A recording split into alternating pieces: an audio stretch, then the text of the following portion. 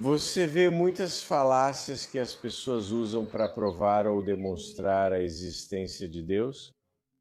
Bem, todas devem ser falaciosas, porque não existe Deus. Então, você pode detectar a falácia com bastante facilidade. Quero dizer, suponho que um cientista consideraria a causa primeira como um argumento muito forte para a existência de Deus. De onde veio tudo isso? Quem começou tudo?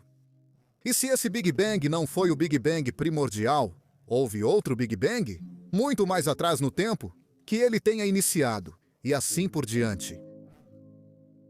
Pergunta terrivelmente difícil, mas acho que qualquer pergunta que receba a resposta "bem", Deus deve ter feito, é realmente uma abnegação do intelecto. De fato é. Parece uma afirmação positiva, mas na verdade é uma camuflagem da ignorância.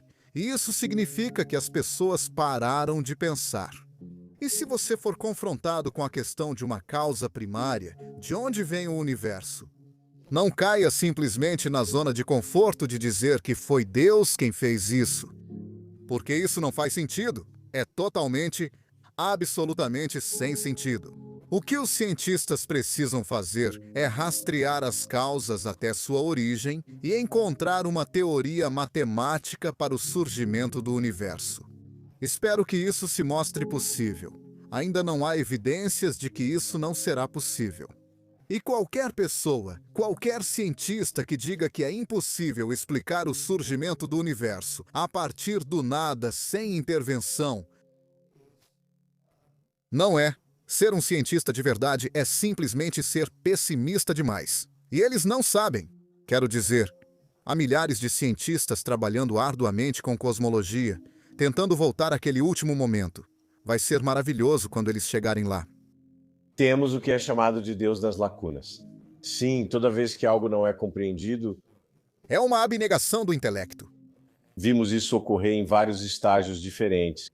Toda vez que isso acontece, é a abnegação do intelecto. Então pegue esse Deus das lacunas, tire isso da sua frase e diga abnegação do intelecto. É isso que é. São pessoas desistindo de tentar pensar e usando uma espécie de feitiço. É só isso. Quero dizer, é só um feitiço que você usa para ir do ponto A ao ponto B, em um argumento. Você tem uma lacuna. Então você tece um feitiço, lança um feitiço e chega lá e chama isso de Deus. Não chama de feitiço. Pode ser o caso, e modelos teóricos dão alguma credibilidade a isso. Que o nosso não é o único universo. E se existe mais de um universo, então não há uma razão óbvia para não haver um número infinito de universos. Por que parar em 2? Por que parar em 42? Pode ser que todos esses universos tenham a mesma combinação de constantes fundamentais, cada um permitindo a vida. Ou pode ser que as constantes fundamentais assumam valores aleatórios. E é inevitável que um, ou até mesmo uma infinidade deles, permita o surgimento da vida. Nenhum design parece ser necessário. E um argumento que propõe um Deus designer essencial é preguiçoso em vez de convincente. Atualmente, não há necessidade de um Deus designer. Terceiro propósito. Filósofos e seus primos que gostam de obscurecer as coisas, os teólogos, têm se intrigado por séculos sobre o propósito do universo. Por que Deus o criou? Tédio com absolutamente nada, ansioso por admiradores, desejando que tivéssemos os prazeres e as dores da existência.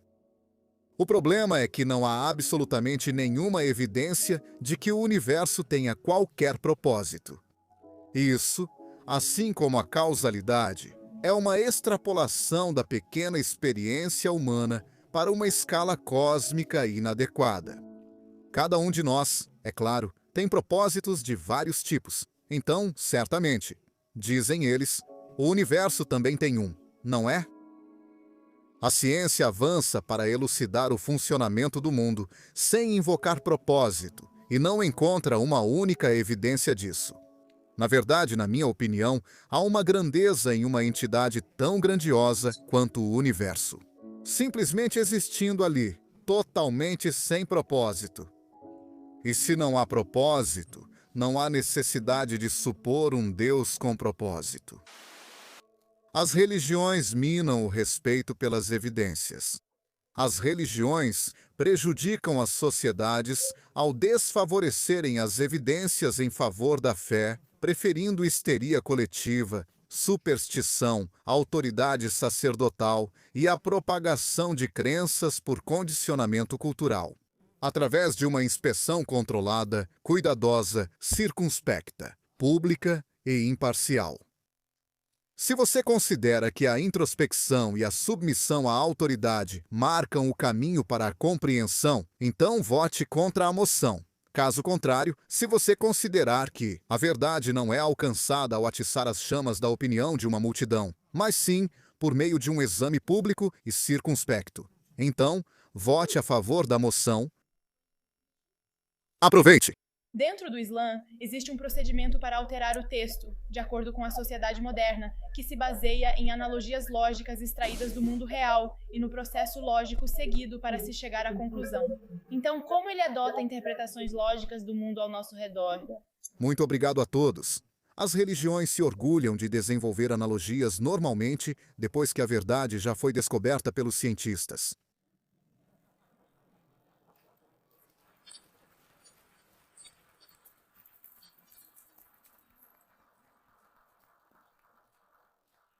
Em quarto lugar, ou talvez 18º, já perdi a conta. Religiões, sendo fundadas em opiniões e não em fatos, propagam absurdos perigosos. Esses absurdos sufocam a aspiração individual e podem incentivar danos sociais. Pegue o budismo, por exemplo, que propaga o absurdo de múltiplas, na verdade infinitas, reencarnações. A aquisição progressiva da iluminação e o perigo de, na próxima vez, regredir e se tornar um sapo ou, pior ainda, uma mulher. Pegue o Islã e seu incentivo ao terror e ao martírio pela falsa promessa de uma vida após a morte voluptuosa. Religiões que prometem felicidade futura, em uma vida após a morte inexistente, inibem a realização do indivíduo nesta única vida. Se você considera politicamente apropriado exercer controle das massas, vendendo falsas promessas, então vote contra a moção. Se você considera prejudicial à sociedade ser enganoso e culturalmente imoral vender falsidades, então vote a favor. Em quinto lugar, as religiões propagam perguntas falsas e, assim, desviam a atenção da busca pela verdadeira compreensão.